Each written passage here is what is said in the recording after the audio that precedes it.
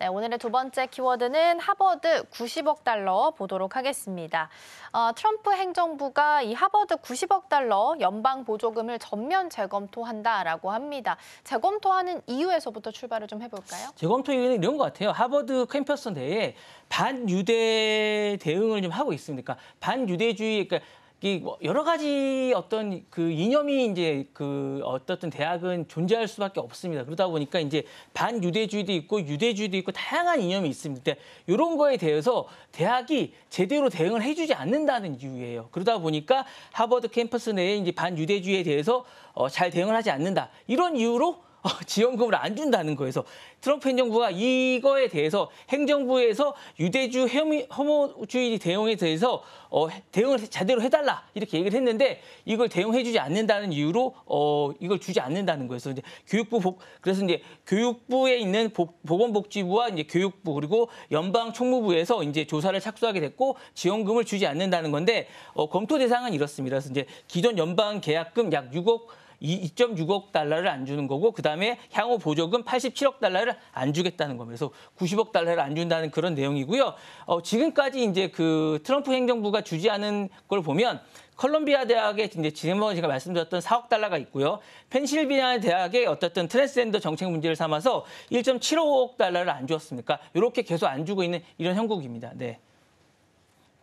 네, 90억 달러 연방 보조금에 대해서 전면 재검토하고 있다라는 이야기가 나오고 있습니다. 그리고 그 배경으로는 이제 반유대주의에 소홀했기 때문이다라는 이유로 짚어주신 것 같습니다. 그러면 이번 조치로 인해서 하버드 대학은 물론이고요. 향후 미국에 있는 교육 제도들, 대학은 좀 어떤 변화를 맞게 되는 걸까요? 이제 이게 이제 전면적으로 약간 중요한 의미를 좀 가지는 게 여러 가지가 좀 있을 것 같은데 이게 엘리트 질서에 대한 정치적인 도전이라고 좀 할 수 있을 것 같아요. 이 의미를 가지는 게 여러 가지가 좀 있을 것 같습니다. 이게 연방 보조금을 재검토하겠다는 건 다양한 질서가 좀 있는 것 같은데 미국 내 권력 재편이나 엘리트 질서에 대한 그리고 이제 대학 역할에 대한 전면 재정이라는 생각이 좀 들어요. 그러면서 이제 엘리트 질서에 대한 정치적 도전이라고 할까 그러니까 엘리트에 대한 내러티브를 강화한다라는 생각도 좀 들고요.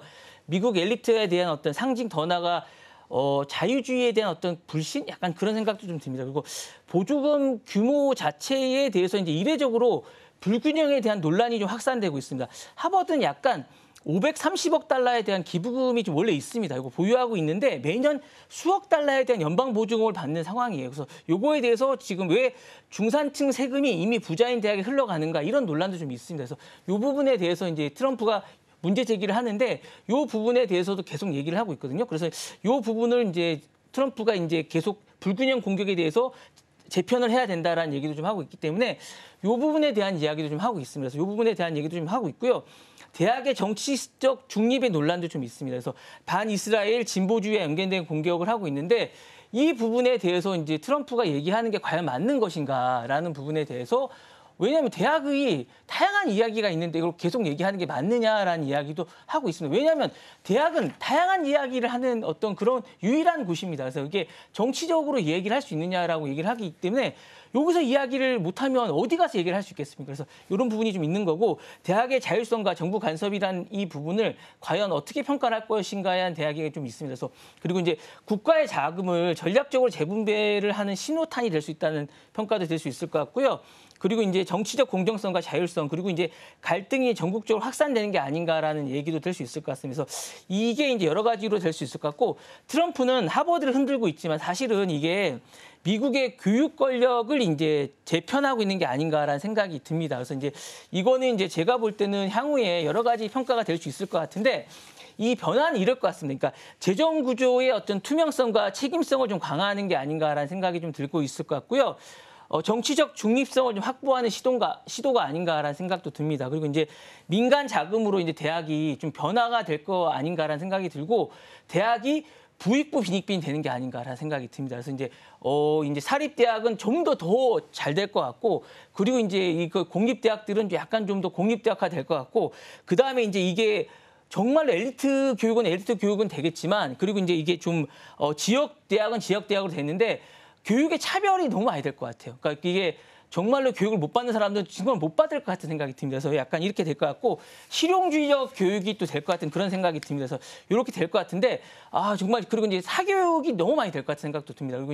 그리고 이제 이 뭐라 할까 좀 약간 고등교육 계약도 이제 우리나라처럼 이게 약간 서열주의 교육이 되지 않을까라는 생각도 듭니다. 그래서 이게 약간 교육이 너무 많이 달라지지 않을까라는 생각도 들고요.